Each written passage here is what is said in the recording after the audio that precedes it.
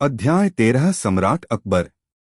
आइए अगले कुछ अध्यायों में भारत के कुछ प्रसिद्ध शासकों के बारे में पढ़े। अकबर मुगल शासकों में सबसे महान थे। वह 1556 ईस्वी में मात्र 13 वर्ष की आयु में अपने पिता हुमायूं की मृत्यु के बाद मुगल साम्राज्य के शासक बने। चूंकि वह बहुत छोटे थे, इसलिए उनके शिक्षक बैरम खान ने देश के मामलों को संभालने में उनकी मदद की।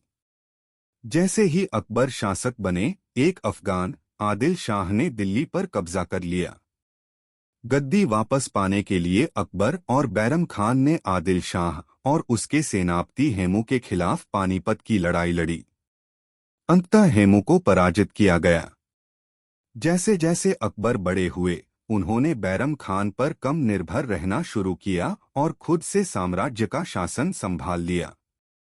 अकबर की विजय। अकबर अपने साम्राज्य को बढ़ाना और पूरे भारत को अपने नियंत्रण में लाना चाहते थे। उन्होंने उत्तर भारत में राजपूतों से युद्ध किया। कुछ राजपूत सरदारों ने उन्हें अपना सम्राट स्वीकार कर लिया और उन्होंने उनके साथ अच्छा व्यवहार किया।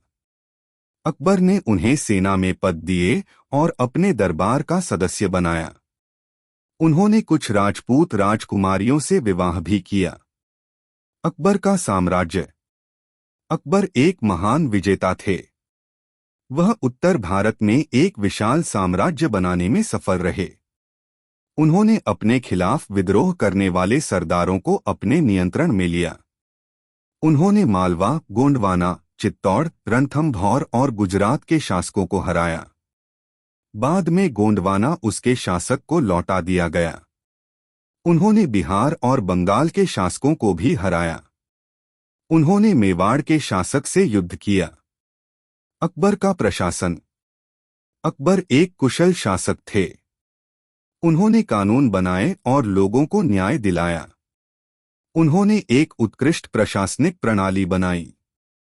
उन्होंने अपने साम्राज्य को छोटे भागों में बांट दिया, जिन्हें सूबा कहा जाता था।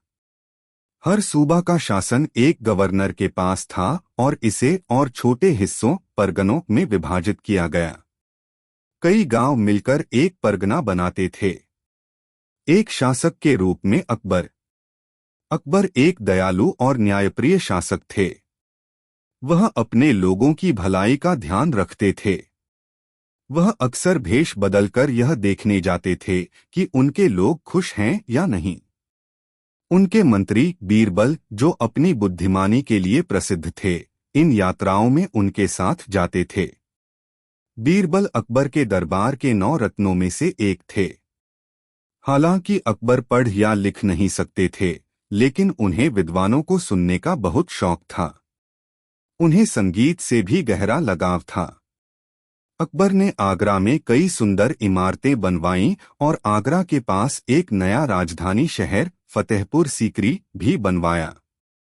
फतेहपुर सीकरी में उन्होंने कई महत्वपूर्ण संरचनाएं बनाई, जैसे कि इबादत खाना, पूजा का घर, दीवाने खास, जहां सम्राट नोबल्स से चर्चा करते थे, दीवाने आम, जहां सम्राट आम जनता से मिलते और उनकी समस्याओं का समाधान करते। सभी धर्मों के प्रति सम्मान। अकबर सभी धर्मों का बहुत सम्मान करते थे। वह सभी धर्मों, आस्थाओं और समाज के सभी वर्गों के लोगों के साथ समान व्यवहार करते थे। उन्होंने हिंदू धर्म, जैन धर्म, बौद्ध धर्म और ईसाई धर्म जैसे विभिन्न धर्मों के बारे में जानने में रुचि दिखाई। उन्होंने सभी धर्मों की अच्छाइयों को मिलाकर एक नया धर्म बनाने की कोशिश की, जिसे उन्होंने दीन-ए-इलाही नाम दिया। हालांकि यह धर्म लोकप्रिय नहीं हुआ और इसे अधिकांश लोगों ने स्वीकार नहीं किया। अकबर की मृत्यु।